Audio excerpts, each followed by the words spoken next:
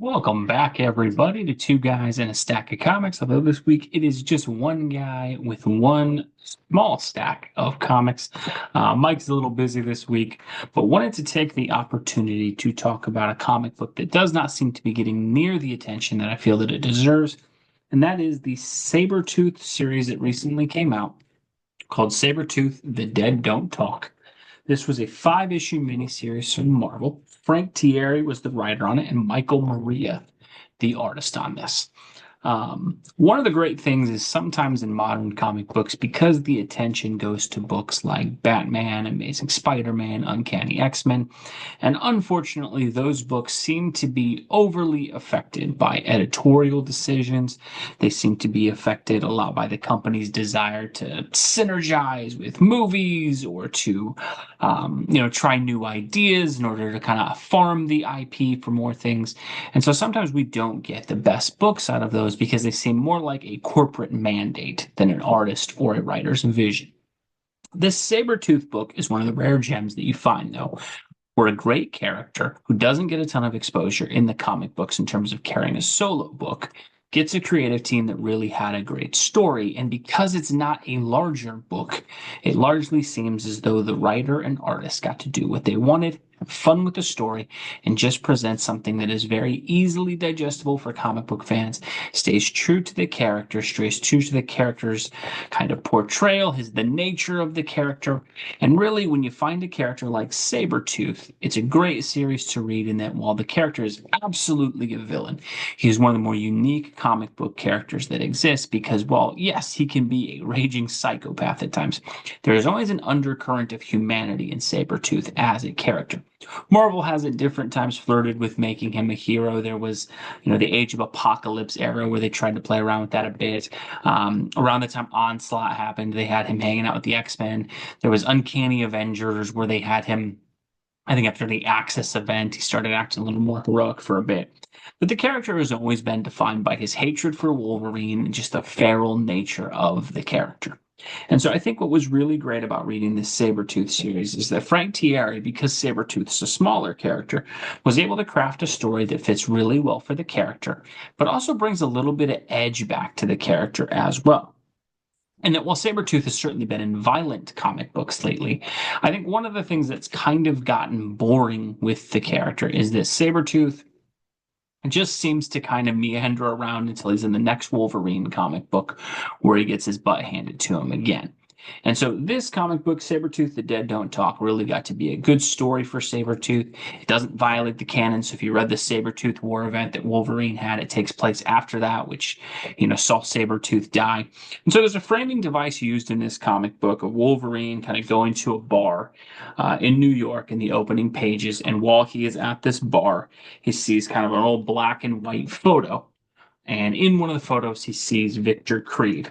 And so there's a guy at the bar who starts to tell Logan the story of, Victor Creed's time. At that point, he was going by the name Mad Dog. And so largely what happens for the next 4.5 issues, that's about the first 5 or 6 pages of this.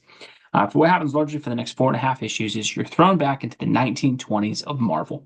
You're thrown into a universe that's very similar to the movie Gangs of New York. There's all kinds of different factions and different powers at play. And it's a great story because it does the greatest thing that I love in comic books, and that is escapism. One of the things that I have to give Frank Tieri a lot of credit for is in revisiting the 1920s, he just uses the setting, puts the Marvel Universe spin on it, but he doesn't have anything political to say. There isn't things addressing problems in the 1920s. He truly is just using it for aesthetics. And so you kind of get some of these Marvel spins on things that kind of have a page or two showing these different gangs that exist back then with some kind of Marvel spins on it. So you get some of these kind of steampunk technology things that could exist. There's different characters like a vampire group, a Frankenstein type of group. And so it's an interesting blend of Marvel's supernatural universe with some of the 1920s stuff that you'd see. There's a couple cool kind of connections to the modern universe. The Vankos from the Iron Man universe show up. You get Nathaniel Essex, Mr. Sinister. He's around. You get some descendants of like Wilson Fisk that are there. And there's some cool involvement with characters from like the Kunlun era of Iron Fist, kind of from that sort of region who play a role in it, as well as a few of the sort of Egyptian gods and things that play a role in Moon Knight's story. Largely across these 5 issues, you're watching Victor Creed, who initially, in the opening pages, is sort of after, going after Wolverine again. He escapes and kind of ends up working for Nathaniel Essex, Mr. Sinister. And during that time, he encounters a patient who kind of lets him know that he's being used. And so he kind of takes the opportunity. He kind of says this here. He sort of has an interrogation with this guy. And the guy basically tells him, look, there's all kinds of things going out. A man of your talents could be a lot more successful in the world than he is. And so Victor decides to quit in Victor Creed fashion, where he carves a few people up and leaves and then goes out into the world and starts working. And so the remaining 4 or 5 issues of the story all sort of deal with him trying to take over parts of the underworld, betraying people, doing things that have his own purposes, and really just going out and having an all out action packed adventure. And so I think there's a couple reasons why this book really stands out to me. And I don't want to spoil too much for folks. I think I'll kind of show a bit of the art and stuff that's in here. It's a really well drawn book. He has some interesting characters like this. This is the one of the sort of assassin characters who kind of comes from like Kunlun, where Iron Fist is from. You get some really sort of brutal action scenes that take place throughout the comic book. I won't show a lot of them, but there's just some really good things in this book. And what I really enjoyed about the 5 issues is you can tell that Frank Tieri had a very limited story that he wanted to tell. He kept the focus on that story. He wasn't trying for a million different spin-offs. He wasn't trying to, launch a solo book for this person or anything like that. It largely just was a story grounded in Sabertooth in this portion of time. And so I really appreciated and respected that. I think the other thing that miniseries often give us as well is that you can get some consistency, and that from this book, every issue is drawn by the same artist, which it's kind of crazy that in a miniseries they'll make that happen, but 5 issues in a row of an ongoing series doesn't seem to happen too often. And I think Michael Maria on the art, he does a great job. He draws kind of a really visceral, savage sort of fights that take place. Does a great job of showing Victor Creed in action at different times. And the fights are all, very in alignment with Sabretooth. They don't polish the character up. He's not, made to be politically correct. There's not some attempt to say something about Sabretooth. They just let this character exist as he is. And across 5 issues, he kind of has brutal fights. He's very consistent. He backstabs people, has a little bit of humanity that occasionally peeks through.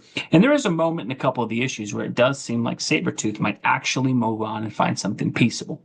Obviously, violence is going to befall him, and then things will take place from there. But I think the great thing this thing did is the characterization was on point. The escapism that you look for in comic books was on point. And I love that in this little 5 issue miniseries, it gives you a nice beginning point and end point. There's a little bit of breadcrumbs at the end of the last issue that could possibly lead to further ones. I don't think the sales on this have been the greatest, so I highly doubt that will happen. But overall, I wanted to make sure we kind of spent some time highlighting this book, kind of showing what it talked about. And that I think there's so much that we do in comic books right now. We talk a little bit about, the struggles of X-Men comic books right now. Mike and I have certainly done a lot of videos on that. And so it was great to see an X-Men character, albeit a villain like Sabretooth, get a book that seemed consistent with his character, really showed the versatility of the character, and just showed how many great X-Men characters are out there, even on the villainous side. And so I think if you've missed reading some of these classic X-Men characters that you've had, Victor Creed may not be your favorite, but I do think there's a lot of fans out there who love X-Men, love that world, love their villains. And so I think if you want something in the X-Men universe that absolutely doesn't let you down, this was really, really good. I think the other part that this book does a great job of, it does a great job with the setting. And so that setting just provides you a little bit of escapism. Again, it's a perfect blend of the Marvel universe with the 1920s setting. And so if you sit down and you read this, you really just feel, for the 5-10 minutes you're reading the book, kind of transported to that time. I think it was really, really good from that area. Overall, folks, I would definitely recommend that you guys check this book out. It is a 5 issue miniseries. The first issue was $4.99. The remaining 4 were $3.99. There were a couple variant covers and different things that come out there. But I think if you, like me, are a comic book fan who kind of misses some of the edge from characters who deserve it, like Wolverine and Deadpool, Sabretooth certainly brings that in this comic book. If you like seeing some great fight scenes in comic books and are a little tired of everything being decompressed and overly, talkative in books, this book doesn't skimp on the plot, but you get tons of action that is brutal and visceral, and it's great to see that. And lastly, I think, a creative team like Frank Tieri and Michael Maria, I haven't seen them on a ton of books. I know Frank Tieri's been on some things, but it's great when a creative team gets a chance and they knock it out of the park. And I really wanted to make sure, that Mike and I will come on here, we'll call out stuff when it's not great. But when a comic book lives above expectations and does really, really well, we wanted to make sure we point that out as well. So Sabertooth, The Dead Don't Talk, folks, I would say definitely check it out if you just want some great escapism. If you want a comic book that kind of harkens back to what it used to be, to just flip open the pages, read the Marvel Universe, see a cool beginning and end, I think it's a great comic that you should check out. If you did read it, let me know down below. If you haven't read it or you get a chance to read it, let me know your thoughts below. And again, folks, we appreciate you watching. We'll catch you in our next video. God bless you.